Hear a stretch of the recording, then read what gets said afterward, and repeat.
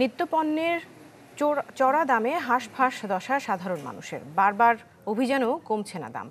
সরবরাহ সংকটের অজুহাতে আবারও বাড়তে শুরু করেছে ব্রয়লার মুরগির দাম। আকাশ ছোঁয়া পেঁয়াজ, আলু, কাঁচামরিচ সহ প্রায় সব ধরনের নিত্যপণ্যের দাম।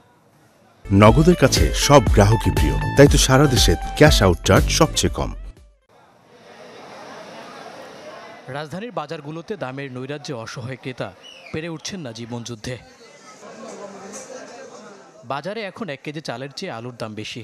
সরকারের বেঁধে দেয়া 28 টাকার আলু এখন বিক্রি হচ্ছে 60 টাকা কেজিতে। পেঁয়াজের ঝাঁজে নাকানি চুবানি দশা সীমিত আয়ের মানুষের। কেজিতে গুনতে হচ্ছে 100 টাকা।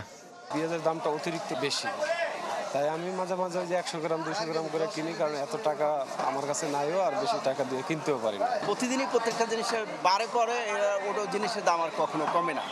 এ হলো বাজারের অবস্থা। নগরবাসীর অস্বস্তি সবজির দরেও। দফায় দফায় দাম বৃদ্ধির খেলায় আবারও 250 টাকা কেজিতে উঠেছে কাঁচা মরিচের দর।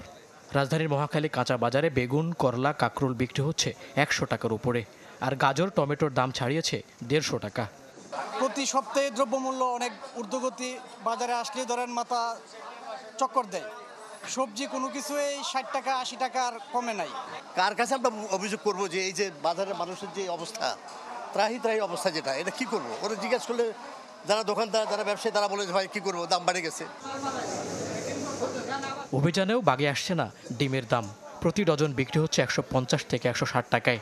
সপ্তাহ ব্যবধানে গরিবের আমিষ ব্রয়লার মুরগির দর ছুঁয়েছে 200 ঘর।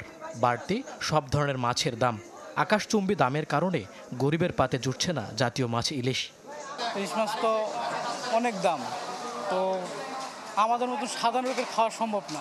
বাজার মনিটরিংটা যদি আরেকটু সুস্থভাবে করা যায়, বিশেষ করে যে সিন্ডিকেটটা, এটা যদি রক্ষা করা যায়, তাহলে পরে আমাদের দেশে আবার সেই আগের মতো সবাই স্বাভাবিকভাবে জীবনযাপন করতে পারে। এমন লাগামহীন দামের পেছনে অব্যবস্থাপনা আর সিন্ডিকেটকে দুষছেন সাধারণ মানুষ। মইনুল হাসান, চ্যানেল 24, ঢাকা।